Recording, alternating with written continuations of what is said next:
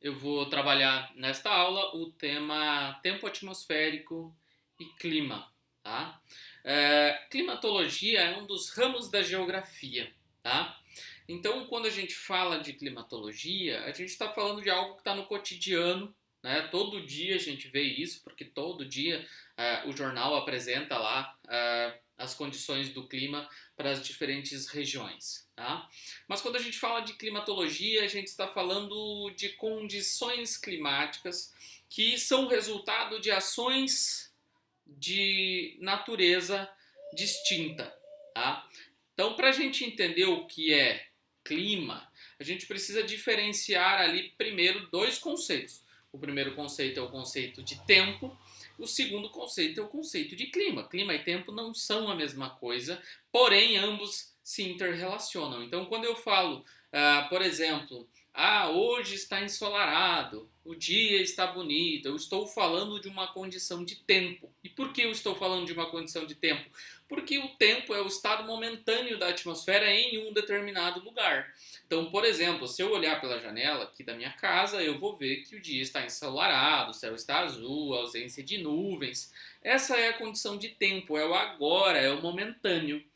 Tá, professor, beleza, entendi o que é o tempo. O tempo é o estado momentâneo da atmosfera em um determinado lugar, em um determinado momento. Mas e aí? O que isso tem a ver com o clima?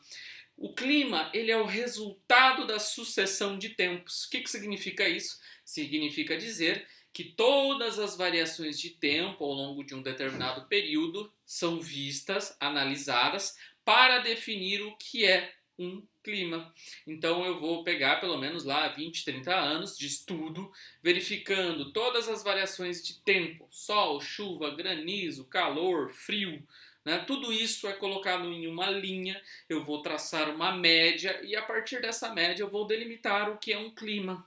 Tá, nós temos vários tipos de clima. Eu posso ter um clima mais frio, como subtropical ou como temperado, né? Em determinada época do ano, o clima temperado apresenta neve. Né? Ah, eu posso ter ali climas mais quentes, né? Como equatorial ou como clima tropical. Então eu tenho diferentes tipos de clima que são o resultado dessas variações de tempo. Né? Então eu espero que tenha ficado claro que o tempo é o estado momentâneo da atmosfera, enquanto que o clima nada mais é do que o resultado dessa sucessão de tempos, ok? Então, quando a gente fala de tempo, a gente fala de clima, a gente está falando de coisas distintas, mas que estão no nosso dia a dia. Tá, mas professor, do que é feito, o que estrutura o nosso clima? O clima ele é composto de elementos e fatores. Nessa aula eu quero dar um foco maior para elementos do clima. Os elementos, eu quero que você compreenda que eles são agentes de formação do clima. Todo clima tem temperatura, umidade e pressão atmosférica, que são elementos essenciais para todos os climas. Mas e o que são os fatores? Os fatores são vários. Eu tenho o relevo, eu tenho a vegetação, a maritimidade, a continentalidade. E o que os fatores fazem? Eles alteram os elementos. Eles modificam as condições climáticas. Os elementos formam e os fatores alteram ou modificam esses elementos ou estes climas, melhor dizendo. Né? Mas vamos falar ali dos elementos então. Primeiro elemento do clima, temperatura. A temperatura é a quantidade de calor que a gente vai ter na atmosfera em um determinado lugar, em um determinado momento. Lembra lá do conceito de tempo. Todo clima ele pode ser mais quente, pode ser mais frio, ele pode ter temperaturas mais equilibradas. Tá? Mas e como que eu vejo essa questão da temperatura? É a quantidade de luz solar. E essa quantidade de luz solar ela é medida de que forma? A partir da latitude. Latitude, quando você estuda lá em cartografia, nada mais é do que a distância da linha do Equador.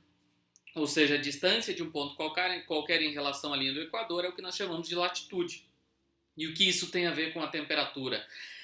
Quanto menor a latitude, ou seja, quanto mais próximo da linha do Equador eu estou, mais quentes serão os climas. Eu tenho clima tropical ou tenho clima equatorial. Quanto mais distante da linha do Equador eu estou, mais frio fica. Eu tenho clima polar, subpolar ou até mesmo os climas temperados. Tá? E qual que é a relação? Na linha do Equador, lembra lá, você estudou lá em cartografia, que nós temos, né, Trópico de Câncer, linha do Equador, Trópico de Capricórnio. Entre os dois trópicos, Câncer e Capricórnio, nós temos a região que nós chamamos de região intertropical. Entre os trópicos, as temperaturas são maiores. Por quê?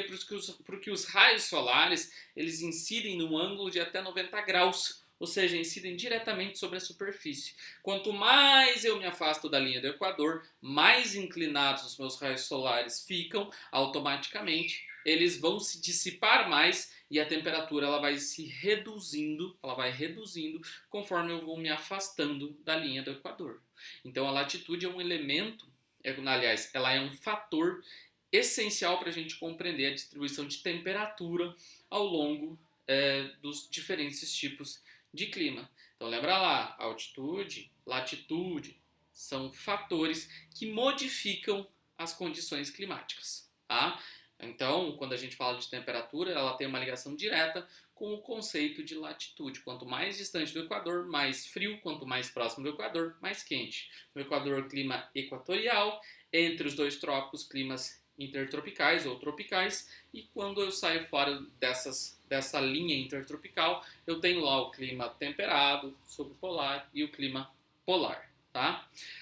Outro elemento do clima é a umidade, que nada mais é do que a quantidade de moléculas de água na atmosfera. Regiões próximas ao litoral têm mais umidade, por estarem próximas de uma grande massa de água, que vai mandar umidade para dentro do continente. Ou também regiões em locais mais quentes, por exemplo, a região equatorial, a floresta amazônica, ela libera muita umidade para o ar por conta de um processo denominado evapotranspiração. Essa evapotranspiração nada mais é do que a transpiração da planta. Então a própria floresta joga muita umidade para o ar, inclusive vai formar os chamados rios voadores, né? Que são grandes nuvens de água, grandes quantidades de água que se deslocam pela atmosfera. Então a umidade ela é um elemento muito importante e ela vai variar ali de acordo com o clima. Clima semiárido, menos água, menos umidade. Clima desértico, menos ainda. Clima equatorial ou climas com influência marítima, maior umidade. Tá?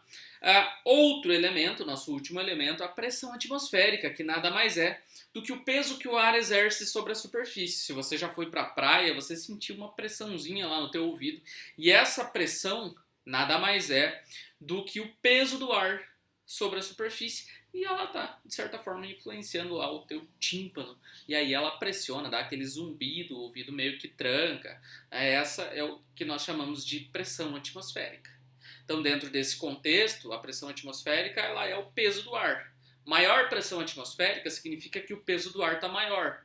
O peso do ar está maior, geralmente, quando a temperatura está mais baixa, então ele está mais próximo da superfície. Pressão atmosférica menor significa que o ar está menos denso, então ele está em movimento. Então, a pressão atmosférica ela é a causadora da movimentação atmosférica, ou seja, do movimento do ar na nossa atmosfera. Então, um exemplo clássico de entender isso, o ar-condicionado está aqui em cima, porque o ar aqui em cima ele é mais leve, então ele tende a subir. O ar-condicionado resfria esse ar aqui em cima, ele se torna mais denso, ele desce próximo do chão e força o ar que está mais aqui embaixo a se elevar e se resfriar. Então você cria um ciclo. O aquecedor ele está aqui embaixo, né, próximo do chão, ele está aquecendo esse ar que está mais frio para que esse ar se desloque para cima, forçando o ar que está lá em cima a descer, e cria um ciclo também de resfriamento e aquecimento. Então a gente pode entender a pressão atmosférica de uma maneira bem simples, compreendendo a sua densidade ou não densidade. Então, temperatura, umidade e pressão atmosférica são essenciais para a formação dos climas. E claro, cada região do globo vai sofrer variações nessas condições. Por enquanto era isso, eu espero que tenha ficado claro. Valeu, um abraço.